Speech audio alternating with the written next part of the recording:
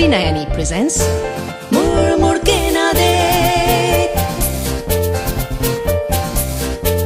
मुड़ मुड़ के ना देख।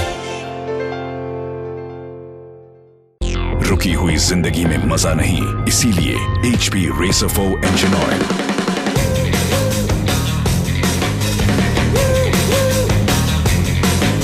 HP Racer 4, एक्शन भरी जिंदगी। नमस्कार, hello and welcome all to मुड़ मुड़ के ना देख।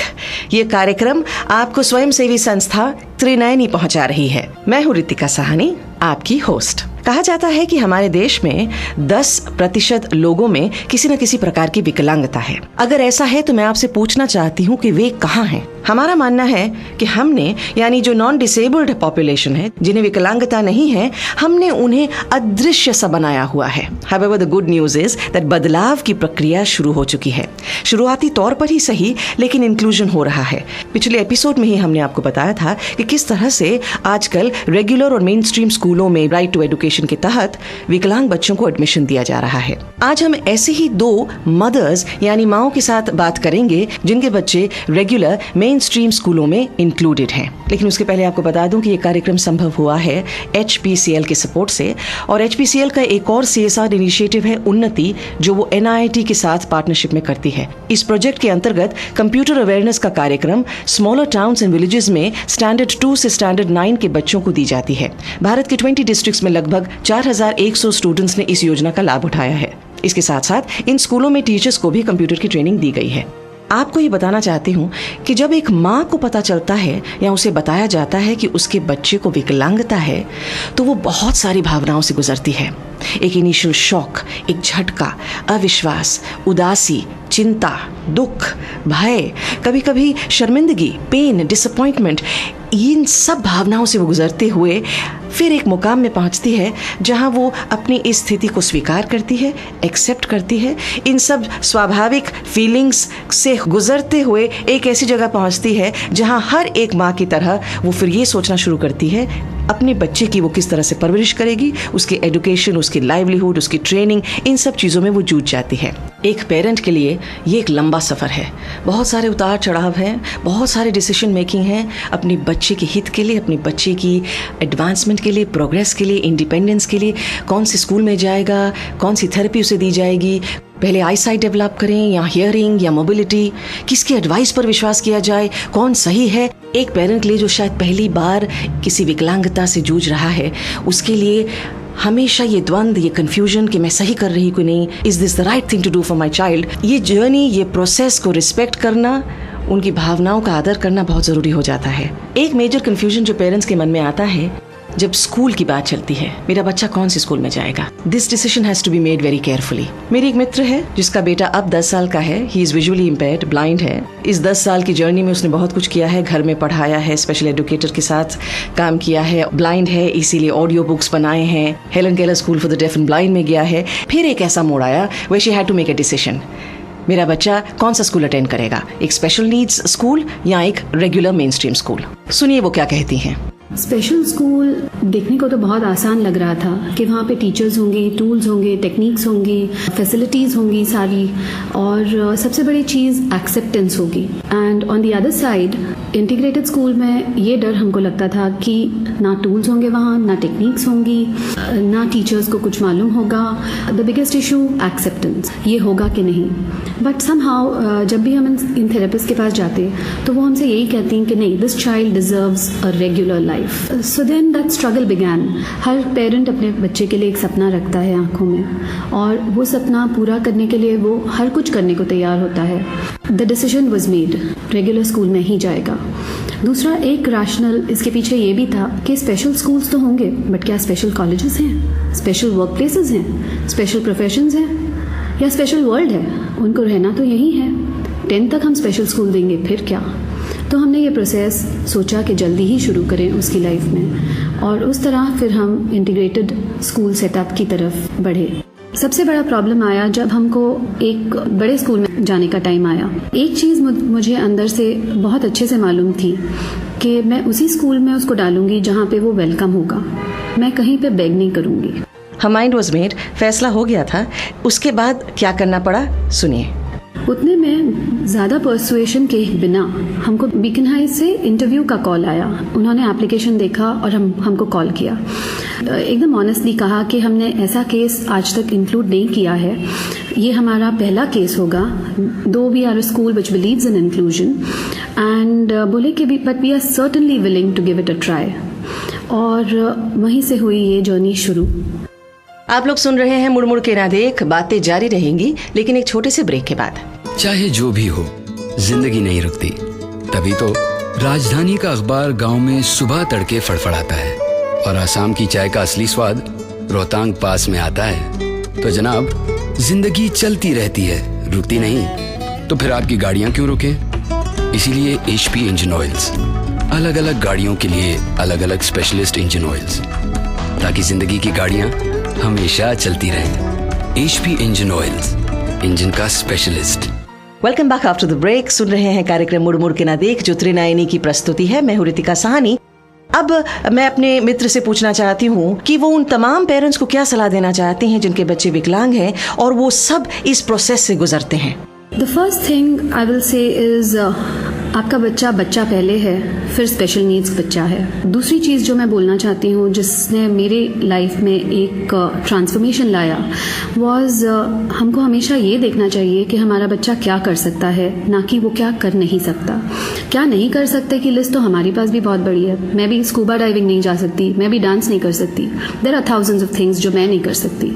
और the third thing which I want to say is just focus अपने बच्चों की राइट्स पे कि आप उसको किस तरह की लाइफ देना चाहते हैं, और फिर उस तरह की लाइफ देने के लिए जो भी मुश्किलें आएँ आपके रास्ते में, उन मुश्किलों का सामना हिम्मत से कीजिए।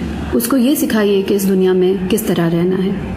तो ये सब जो है ये एक आयरन विल का सवाल है, बिलीफ का सवाल है कि हम ये बिलीव करते हैं कि नहीं। बार बार हम ये कहते तो हैं कि जो बच्चा नहीं कर सकता उसके बारे में मत सोचो, लेकिन क्या है हम ये अंदर से बिलीव करते हैं, उसकी स्ट्रेंथ्स को देखते हैं, उन पे बिल्ड करते हैं, वही सबसे ज़रूरी है। और आज मेरा बच्चू सिर्फ 10 साल का है, आगे की जर्नी मैंने नहीं देखी। ये 10 साल की जर्नी भी एकदम ही स्मूथ रही ऐसा नहीं है। बहुत सारे ऑब्स्टिकल्स आए, बहुत सारी struggles I.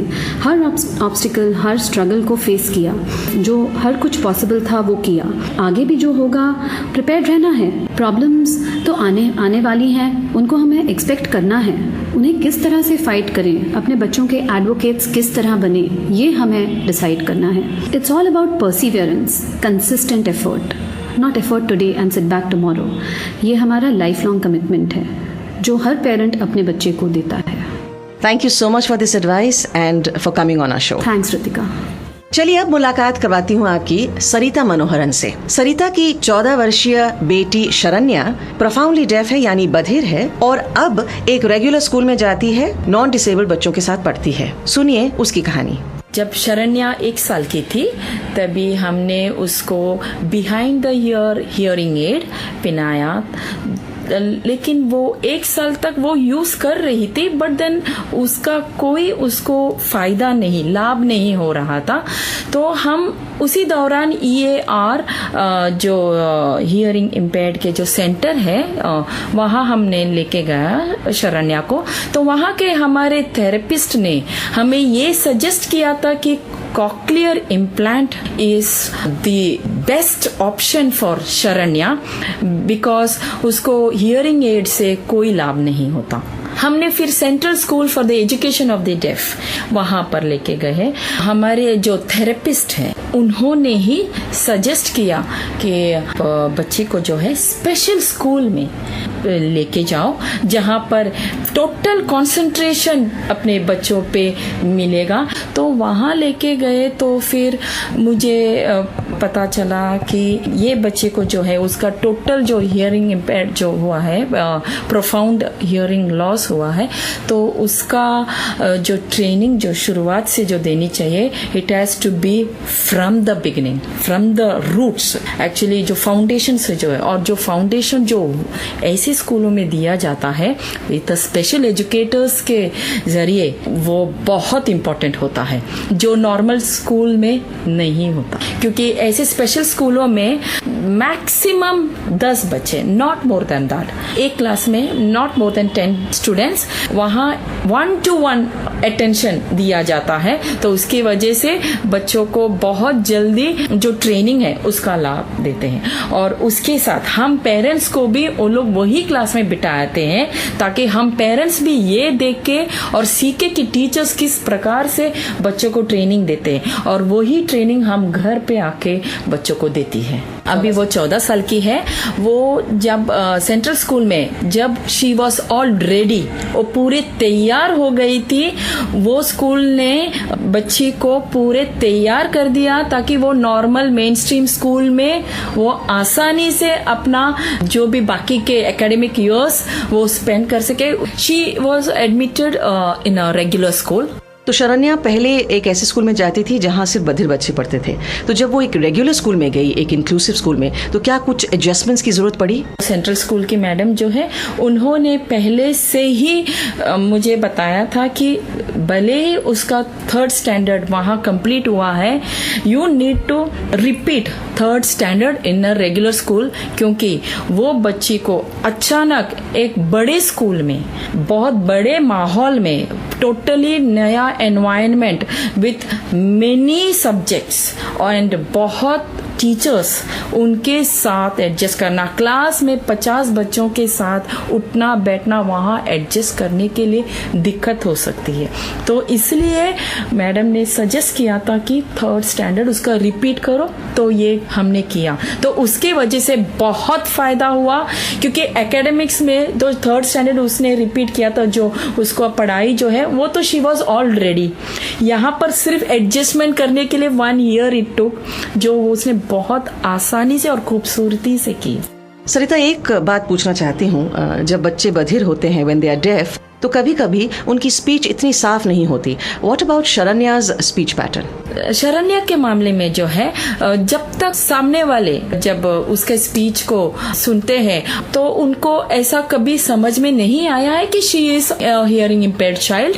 Literally I have to tell, specially the teachers and all, I need to inform them that my child is hearing impaired child. Like it comes as a shock to them that अरे बाप रे, she doesn't look like one. Audience को ये बताना चाहती हूँ कि ये जो एक रिएक्शन है कि शी डजंट लुक डिसेबल्ड, वो इसलिए क्योंकि जो डेफनेस है उसे हम मानते ही हैं कि वो एक इनविजिबल डिसेबिलिटी है। ये जो डिसेबिलिटी है, जिस तरह से ब्लाइंडनेस दिखाई देती है, फिजिकली डिसेबल्ड कोई हो तो दिखाई देता है, कभी वो क्रचेस पे होते हैं, व्हीलचेयर्स पे होते हैं, लेकिन जब आप डेफनेस की बात करते हैं तो बाहरी रूप से वो दिखाई नहीं देता अनटिल एंड अनलेस आपको उसका हियरिंग एड दिखाई दे जाए, या और हियरिंग एड भी बड़ी आसानी से हम अपने बालों से छुपा सकते हैं। Thank you Sarita for sharing your story with us. Thank you so much Ritika ji, thank you very much. 2 माओं की 2 कंप्लीटली ऑपोजिट जर्नीज के बारे में आपने अभी सुना। एक का बच्चा ब्लाइंड है और एक का बच्चा डेफ। एक ने पहले से ही ठान ली थी कि उसका बच्चा एक रेगुलर स्कूल में जाएगा। जो स्पेशल नीड स्कूल का एनवायरनमेंट था उसे पसंद नहीं था। रेगुलर स्कूल में उसने शैडो टीचर प्रोवाइड किया जो उसकी मदद करता था, जो उसको सपोर्ट करता था। सरिता ऑन द अदर हैंड जानती थी कि शरण्या के बधिर होने के कारण language acquisition skills and concepts के लिए फॉर अ प्रॉपर फाउंडेशन उसे एक स्पेशल नीड स्कूल में भेजना जरूरी था। जब उसके स्कूल वालों ने कहा कि वो तैयार है to face the stress of a regular school setup, तभी उसे एक रेगुलर स्कूल में एडमिट किया गया। आप सब जो ये कार्यक्रम सुन रहे हैं, एक बात को समझने की कोशिश कीजिए कि persons with disabilities they are not a homogeneous group. उनमें भी विविधताएं हैं। हर विकलांग व्यक्ति दूसरे विकलांग व्यक्ति से अलग है। उसकी विकलांगता के अनुसार उसके नीड्स, स्ट्रेंथ्स, उसकी एडुकेशन, उसकी ट्रेनिंग, हर चीज अलग हो जाती है। त्रिनयनी की तरफ से मैं बस एक आवेदन कर सकती हूँ, I can only request you कि अपने स्कूल्स को एक्सेसिबल बनाएं, अपने विचारों में परिवर्तन लाएं, अपनी भावनाओं को उदार कीजिए, इंक्लूजन के प्रोसेस और जर्नी पर विश्वास कीजिए। याद रखिएगा, विकलांग व्यक्ति खुद हैंडीकैप्ड नहीं होता। हम अपने संकीर्ण विचारों से, अपने डिस्क्रिमिनेटरी व्यवहारों से, कल्चरल, फिजिकल, इकोनॉमिक, सोशल अड़चनों से, बैरियर से उन्हें हैंडीकैप्ड बनाते हैं, उन्हें हैंडीकैप्ड करते हैं। कार्यक्रम सुनते रहिएगा, कैसा लगा ये भी बताते रहिएगा। हमारा ईमेल आईडी है trinayani.contact@gmail.com, TRINAYANI.CONTACT@gmail.com। याद रखिएगा कि अगर ये कार्यक्रम आप किसी कारणवश नहीं सुन पा रहे तो सब एपिसोड्स हम इंटरनेट पर भी डाल रहे हैं। आप मुड़ मुड़ के ना देख टाइप करेंगे तो आपको ये एपिसोड्स सुनने को मिलेंगे। मुझे आप संपर्क कर सकते हैं। मेरा फोन नंबर है 09769357390। I'll see you next week. Trinayani presents Murmur